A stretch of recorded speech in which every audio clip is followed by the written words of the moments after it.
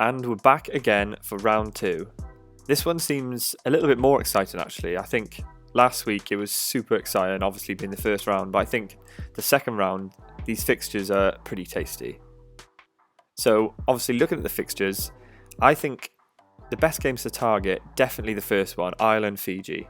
I think if you don't have 3 Irish players, you are definitely doing something wrong. Even though they've changed their team a little bit, they are still the number 1 ranked team in the world right now. So there's no reason why not to pick them. Second game, Italy-Australia.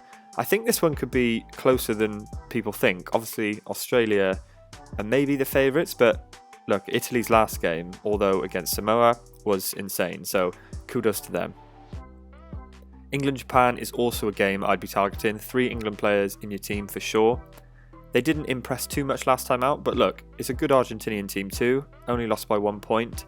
Didn't show great attacking ability, but they've got the likes of Simmons, Smith in again. So yeah, I'd definitely pick 3 players there. Wales-Argentina could be a good game. Both teams do actually like to spread the ball a little bit, but again, probably a tight game, so looking to target Ireland and England players a little bit more. Then we move on to France, or South Africa, and yeah, this will be a stalemate as well. It could either be an insane game with loads of points, or it'll be a good game with a lot of kicking and quite a stalemate. And then finally, New Zealand-Scotland. Yeah, I'd be backing New Zealand players all day here. Scotland really haven't impressed, and I thought they would do actually last week with their game against Australia being reasonably decent, but no, they fell off a little bit, and obviously New Zealand are on top form right now. So as ever, if you are new around here, then please subscribe. Like I say all the time, we're building a fantastic community. I think this is the only fantasy channel on YouTube at the moment for rugby, so look, just drop a like, drop a subscribe as well, and also get involved. I reply to pretty much all the comments, so if you need any advice, then just drop it down below. So let's just get straight into it. I know the last team selection video was quite long, 15 minutes, so let me know down in the comments if you like that kind of style or whether you want it a bit more short and sharp. So look, first off, in the front row I've gone for Cyril Bai, Takiaho and Genge. So Cyril Bai, we all know from the Six Nations fantasy, he loves to carry the ball, and against South Africa, if France do get a lot of possession, then he'll be a pretty decent ball carrier for them, even though South Africa are obviously known for their defence. Takiaho, well, we all know what he did last week off the bench.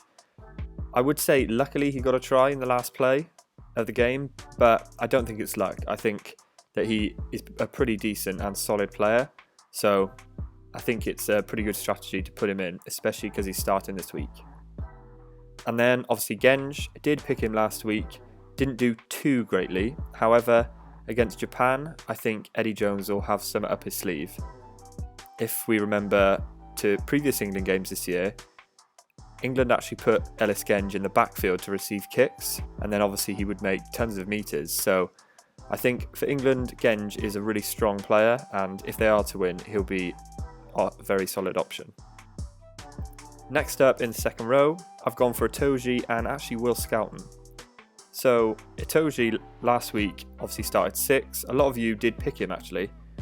I thought because he's a little bit expensive and second rows don't tend to get too many points, I thought to pick cheaper options like Rutzer for Italy. But I think, especially against Japan and Itoje playing 6 again, I think he has more opportunity to obviously carry the ball. So that's why he's in my team. And then Will Skelton, well, he's also a fantastic ball carrier for Australia. Obviously, they're up against Italy, so they could have pretty decent amount of possession. And yeah, Skelton can just be a really hard ball carrier for them. So by now, we all know that I rate the back row in this fantasy series, and I've gone big again. So Salvea and Aldrit retain their place. Obviously, Salvea, man of the match last time out, and against Scotland this time. So I can't see him having a bad game, to be honest. Aldrit as well against South Africa, a bit like Cyril Bai, one of their main ball carriers, so he'll be on the front foot for sure and could potentially get a try from just hard play in the 22. And then finally I've picked Jack Conan. So didn't actually start last time out for Ireland, but he is this week. And obviously against Fiji at home, I do back him to have a pretty decent tournament. I think Conan has actually been left out a little bit by Ireland, obviously with the likes of Doris and Van der Vliet in the back row too. But we forget that Jack Conan was actually a Lion not so long back, so really decent player, and I think he has a point to prove this weekend. Next is the halfbacks, and yes, I have stuck with Marcus Smith, even though I said maybe to look elsewhere. This might backfire on me, but look, it's against Japan, and if anyone can play into wide spaces, it's Marcus Smith.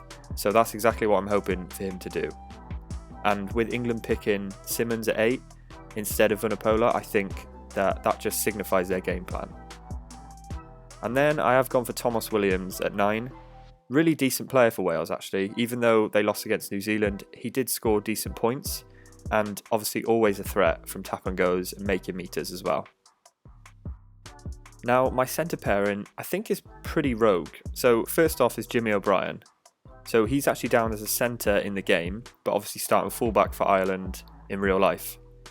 So I've actually captained him this week. I just think he's going to get so many meters, and look, against Fiji they'll look to play and also show a little bit more to Ireland's game than, I guess, driving mauls, etc.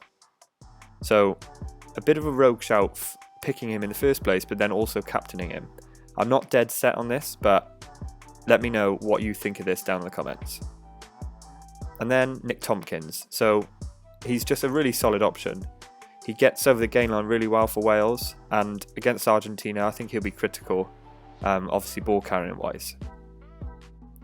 And then finally in the starting 15 I've gone for Jordi Barrett, Ramos and Buffelli. So Barrett obviously started centre last time out. Now at 15 I think he can have a really good game. I think he scored almost 80 points in the centre last week, and obviously at fullback a lot of running meters to be made, so I think he can have another stormer. Ramos I also mentioned in the week about his kicking and also the amount of meters he made last game, so he'll have lots of kicking opportunities for goal against South Africa, but also I'm looking for him to run a bit I think. So I think that's his solid option. And then Buffelli, once again another kicker in the back three and also a winger who is quite likely to get tries. Got one last time out against England and a shed load of points too. So let me know again what you think of my back three. There's obviously tons to pick from in this game, but I think these three are pretty solid options. So going down to my bench, and the first player is Dan Sheehan. So if any of you played Six Nations Fantasy this year, then you would have known how good a super sub option Sheehan is.